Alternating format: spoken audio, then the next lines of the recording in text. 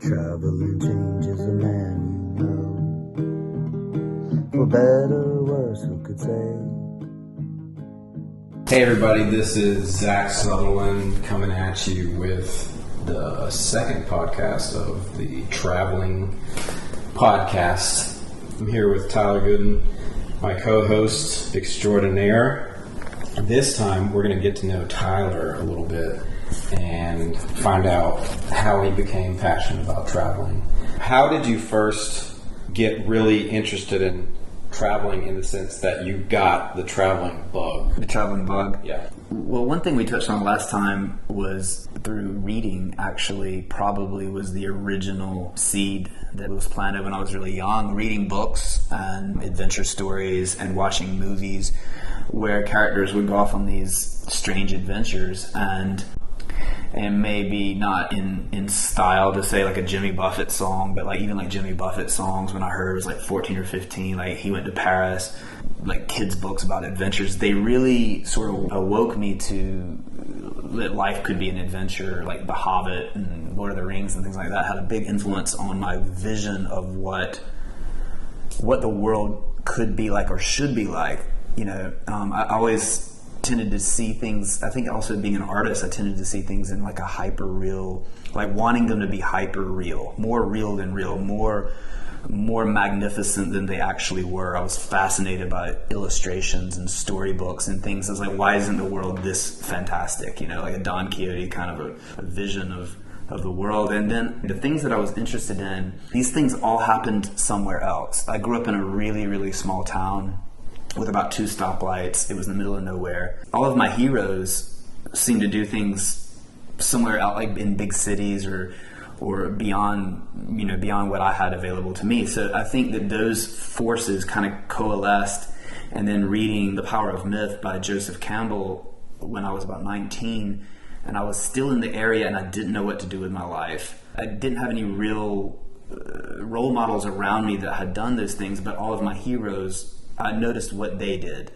So when I was 19, I left and went to art school in Atlanta, and that to me was a huge sort of stepping stone on the road to adventure.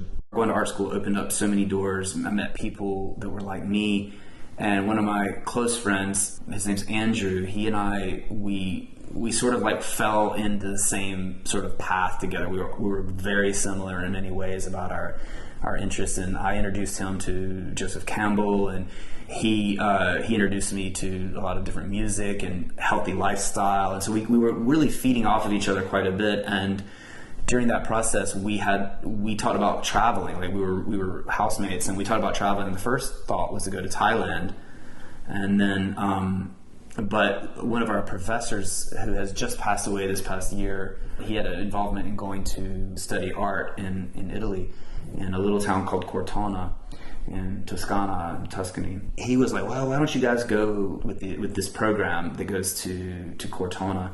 Oddly enough, like people like Michael Stipe had gone the same program. It had been around for like 20 or 30 years at that point, and it had a lot of sort of lore around it.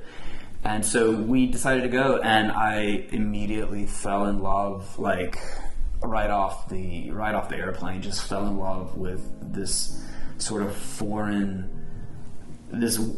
fantasy world that I had dreamed about as a kid, but it was possible in the real world. As far as like your fantasy world, the way you imagined it through reading books, were there specific places that you were thinking of going to for certain reasons? Like was Italy sort of a goal, or was it just in general? I think it was more, I wanted to live a life like those characters did. And it could be, I guess at the time I didn't know enough about where that could happen. Like I saw things in mythic terms and symbolic terms. I wanted to go fight the dragon. I wanted to go into this other realm, and it was impossible to do it at the level that I wanted through books. I wanted to live it. I think a lot of writers are like that. Like Oliver Stone talked about that when he wanted to be a mercenary, like when he was a kid. He ended up going to Vietnam, even though he was basically a rich kid. He wanted to live that mythological life that you can read about in books like Zorba the Greek or this kind of thing. So I think Italy for me was just a way to entered the forest. But of course, when I got to Italy, I fell in love with. It was more than I could have dreamed it to be. The food, the people, the enchantment, being away from home, being in this hyper real environment where I was special as well. Like, people treated me because I was from a foreign country. I was seen for the first. Like, I felt for the first time in my life. I really felt like people were looking at me and like seeing me and wanting to. They were intrigued by me, and I think that exotic.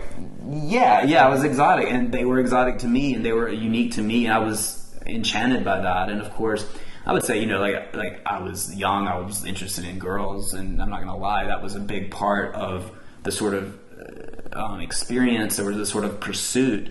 But so was language, so was culture, and learning how to live differently, like learning how to do things the way they did, their customs, their manners.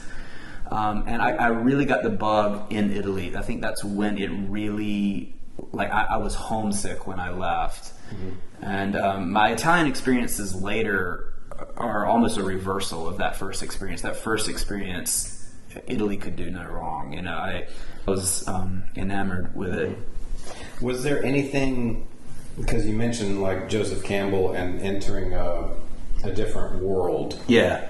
And I'm thinking, I mean, that doesn't have to necessarily be traveling, that where you enter he uses specific terminology for it, but where you're outside your comfort zone. Yeah. What was it about traveling specifically that sort of fulfilled that desire? It's a combination of being in motion, and in that motion, time seems to last longer.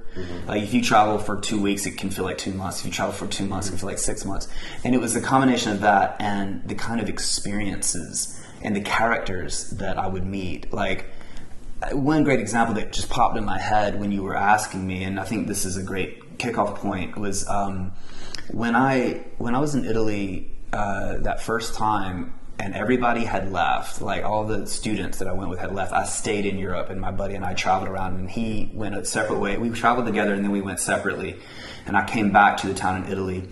So I went to this bar in Italy after I had been traveling around, and there was a guy sitting there. He had this sort of aura about him. He had these big blue eyes. He was probably in his 60s. He was talking to people in the bar, and he would go there every day, and I would go there every day. And I just noticed that there was something magnetic about this guy. There was something really unique, and there's something that people can give off that says there's more to them than what meets the eye. But I didn't really pay too much attention to it. I was just always going in there and drawing in my sketchbook and just drinking coffee and just sort of bumming around Italy, basically. And one day he started talking to me, and he started, like, he seemed had a slight madness about him, or maybe it was slightly eccentric. But also, I may have been just so young that I didn't believe what I was hearing, because he was telling all these incredible stories. And he started talking about Jane Fonda and how he and Jane Fonda and Ted Turner had done this and that and the other thing. And I was like, this guy's not, like, he's completely insane. I was like, what is he talking about? And so I went to the bar, and I just kind of didn't really pay much attention to it. And I had a friend who was about his age. He was in his 60s, named Alan, who ran a photography school there in Cortona. And he was friends with this guy. His name was David. And I asked Alan, I was like, this guy keeps telling me these crazy stories. I was like, what should I think about this guy? And he goes, oh, you don't know who that is? That's David McTaggert. And when in the 1970s, he sailed a sailboat with his girlfriend from Australia all the way into the Pacific Ocean, where the French were testing nuclear weapons. And he anchored his boat out there in the middle of the ocean, and upset the French, because they couldn't test the nuclear weapons because the boat was there. So the French came aboard the boat and beat up David. And the whole time that they were, like, just abusing David, his girlfriend was taking photos of the attack, and she hid the film inside of her. And they went back to the mainland. I don't know if it was in Australia or Europe or Canada, but they went back to one of the mainlands, and they published the photography and embarrassed the French so badly that they had to stop the nuclear testing. And single-handedly, on a little sailboat with his girlfriend, this man stopped the monster. Like he fought the dragon, so to speak, himself. And he was able to redirect the course of history, basically. And from that event, Greenpeace was founded.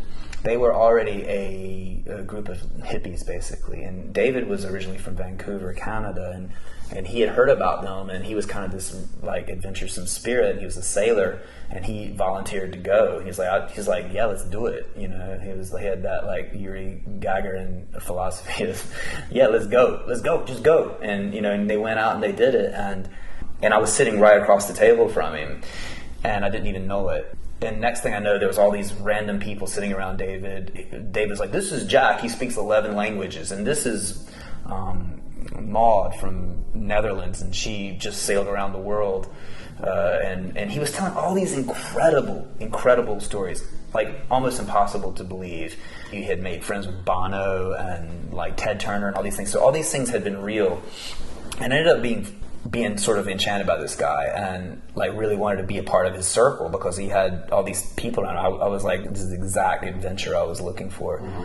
And unfortunately, it didn't really go any further than that, but I had planned to come back to Italy and get together with him, and I was in touch with Alan, and then right before I came back, he died, unfortunately. Mm-hmm. But the reason why I bring that up is that was, you asked me about this sort of like the Joseph Campbell sort of thing, and like going into this, getting out of your comfort zone. To me, it was a combination of the immediate superficial feeling of always being in motion, and life is hyper real when you're traveling. Mm-hmm. A combination of that, and then of course the cultural things I was learning along the way. But then the other side was the experiences and the characters I was meeting. I was meeting unique characters and having these unique, very individual experiences that I could not have no matter how hard I tried, if I was to try them back home, because so many of the people that travel and so many of the people that are out there are like that. They are out of their comfort zone. They are the kinds of adventurous spirits that are naturally going to be on those same paths that you're on. Mm-hmm. When I came back to the States after that first trip, I had changed. It was hard for me to integrate back with the city American life of the concrete plantation. And for the next year, I had to finish school, and I'm glad I did. And I did all of that. And then I just had that itch still inside me. I was homesick for Italy. And this is a different set of stories, which I won't tell. But, there's the trials and tribulations of being back here that I finally was put in a position where I was like, okay, I'm going to go back. And I'm going to go back and see my friends. And I'm going to go back and try to live in Europe. I'm going to try to make it in Europe. And that's the next chapter, which kicked off the next 9 years of my life. And by that point, I was on the adventure. And there are some great stories in that next path that kept me there. Like, I got hired onto a movie, and that is an incredible set of circumstances that got me to that. But it was always the will to do it was too strong for the challenges. It was always like, I have to find a way to do this, and I will suffer to do this, because the adventure is out here. I knew deeply that inside myself that there were people like David, there were people like that, there were experiences like that to be had, and they could not be had unless I was willing to pay the price of the discomfort. Yeah. If you look through your life through the lens of Joseph Campbell, and you're aware of the things that he talks about, like the helper that comes along and teaches the younger person, like, this is this old interest. I mean, it really goes back to Star Wars in the way like George Lucas, framed these things, but he had a framing device that was based on Joseph Campbell. That's right. Of course, Campbell had read so much mythology from so many different cultures that he was able to see all the differences and kind of synthesize them into, the tenets of the power of myth and that sort of thing. But, because what you said about this old guy that you met and then you learned his backstory, at first you were kind of like intrigued or a little bit curious or kind of like also questioning, like, is he full of crap? Yeah. Or should I trust this guy? But then then once you realize that he had this knowledge to give, because it's like once you cross through this threshold, then you change, and then you bring back the knowledge that allows you to slay that dragon. But the other side of it is that once you cross back into the normal world, you need to share that knowledge with the rest. And that was like, in a way, that was him like sharing his knowledge. Exactly. And then the cycle kind of repeats itself. So it's kind of exactly. I wrote a song about that experience, and it was a metaphor, but I was saying I met my older self. Mm-hmm. It's not an exaggeration that I was seeing things in mythological terms in that period of my life. I was seeing this person on the other side of the table that I foresaw myself being in some way later, and because I saw in him that same sense of adventure and sense of spirit, but at a stage in which he had done it, and he had gathered together a tribe around his experiences. Like all the people that were around him were all young people, and they were all very similar. You know, some of them were all more advanced than I, because they had been doing it for a while. The guy that I said spoke 11 languages. I didn't make that up. There was a guy who said this. I can't remember the guy, but he worked. You know, they had all this sort of almost like ninja-esque. They were quiet and they were doing these sort of clandestine operations. They weren't Greenpeace anymore. Like he had left Greenpeace because he didn't agree with the way they were doing things. But he was actively trying to change the world with these little cells of operations that were happening. I'm not sure what they were doing exactly, because I never got completely let in. But I was close. I think I was a candidate or something. He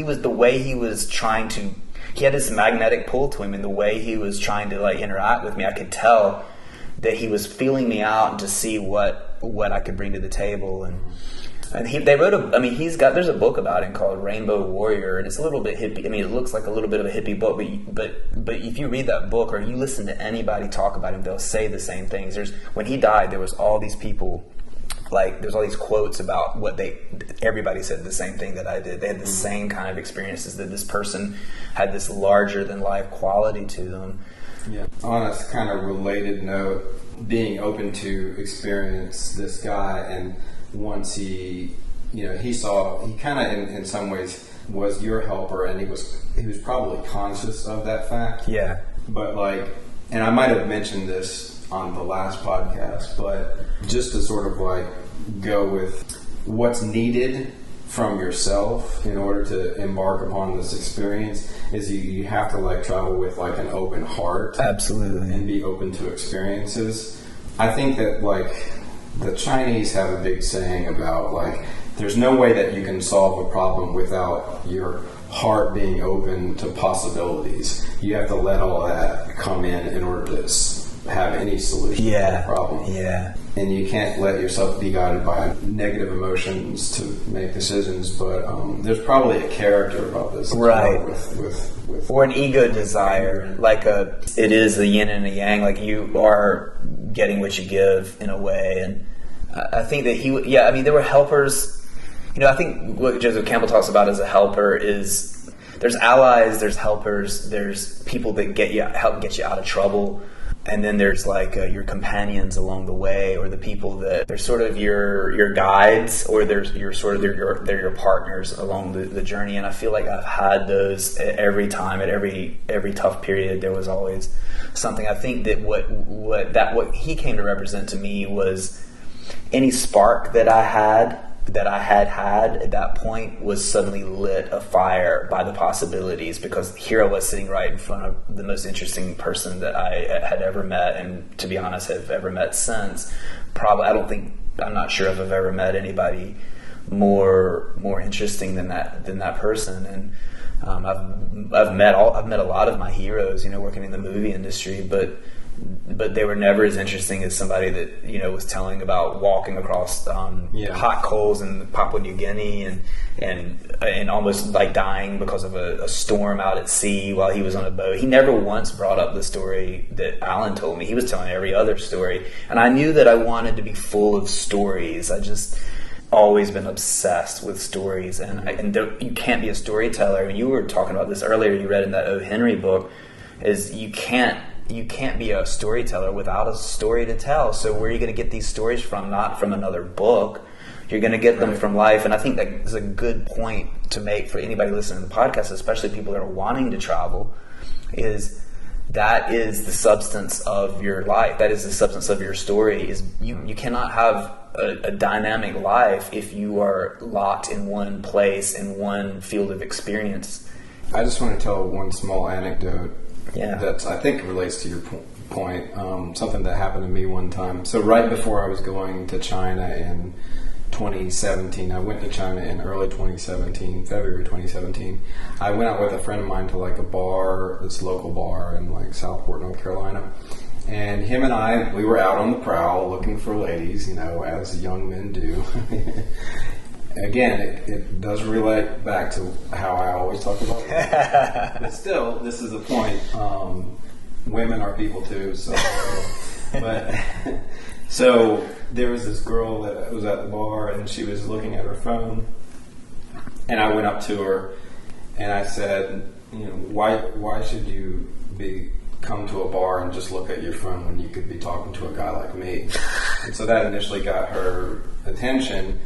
But then later on, I told her, I'm leaving for China in about a month, so, And she was like, why didn't you just open up with that line? Yeah. I mean, not that the first one wasn't good, but that got her attention really fast. Yeah. The fact that I was going to be living in the foreign It makes country. you an interesting person. Yeah, exactly. So that's the other kind of thing.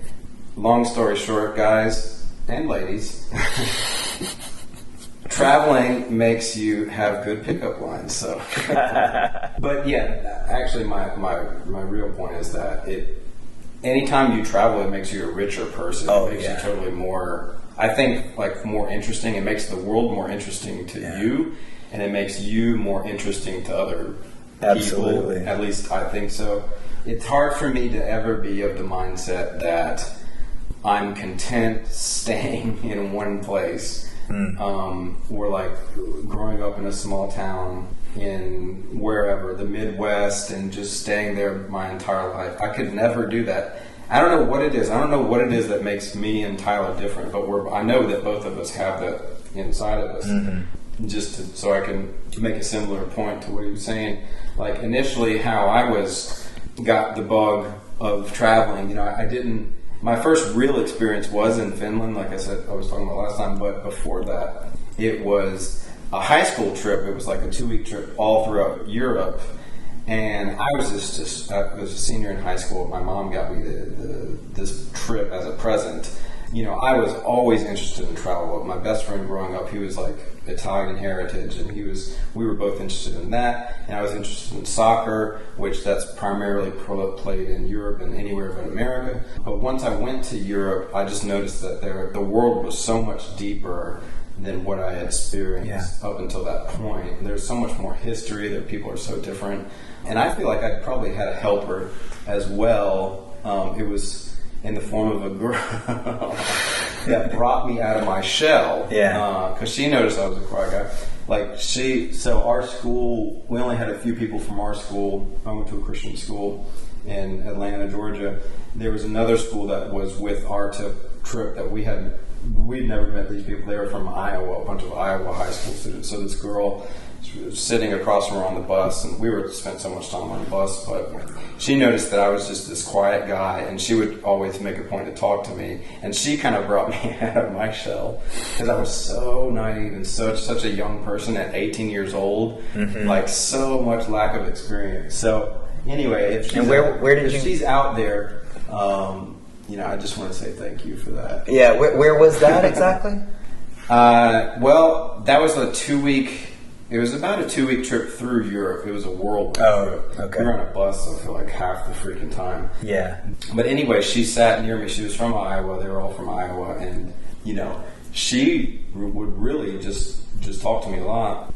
But yeah, just that whole experience was very eye-opening. The way that I saw the American teenagers react to some of the other people that we met, and just I remember partying with a bunch of Norwegians in this hotel room, and it eventually got busted up. But I just remember Norwegians being so like kind of funny and a different sense of humor and very mature for their age, and just like I don't know, the world just opened up. How would you describe that moment that it's like, wow, this is what I want to do? I think it was a range of emotions because, and not all positive. I felt anywhere from just wonder and amazement at being in Italy or being in Germany, or being completely embarrassed at my own lack of maturity and sort of superficialness.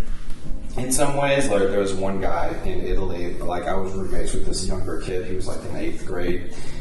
We kept forgetting that our door would automatically lock whenever you close it. You had to bring the key out, and I would always be like, "Oh crap, the door's locked. Do you have the key?" He said, "Oh, I don't have the key. Oh God, we got to go downstairs and talk to that Italian guy again. He's gonna just hate us so much. We're gonna be the dumb Americans again." And then I remember giving him some money one time, and like saying I'm sorry, but it's a bunch of coins. And he just looked at it and he was just like, you idiot. It's like nothing. But on the other hand, so that's why I say it was a range of emotions. Yeah. But that range of emotions made me a wider person, or a deeper person, because you were really a kid, though. You were such a kid. Like it's interesting that you didn't see yourself as being mature, but to be that young and to do a trip like that, it takes a certain amount of desire for maturity to do that. It takes a certain amount of maturity to even do something like that at that age. They were in their environment, they were in their country, and indeed I think Europeans travel a lot even from a young age, and they learn other languages because they have to. But for you to do that at such a young age is impressive, and I think that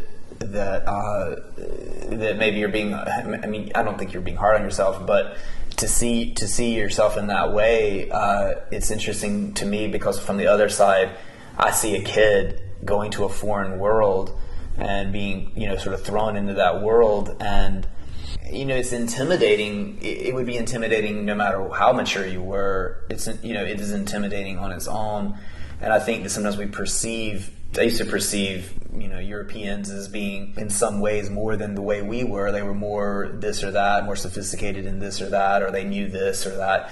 And I've been able to level that off quite a bit from my experiences there. But I think that's a big step for a kid to get up and go to another country like that. In some ways, you can look at both of our experiences and realize the similarities in terms of the Joseph Campbell lens. Having helpers, because I often wonder, what is it about like your relationship with fate or whatever? And if you're going through an experience, you just have to, I think it goes back to what he said about follow your bliss. Just follow what you're interested in. Have an open heart, and then that can lead to some amazing experiences. Yeah, and I think we hit the nail on the head with both of us kind of introducing what was the bug that bit us.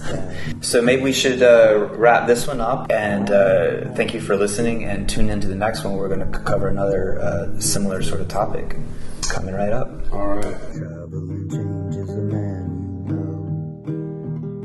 for better or worse, who could say? But when I die, don't you tell them I went out this way. Tell them I said something.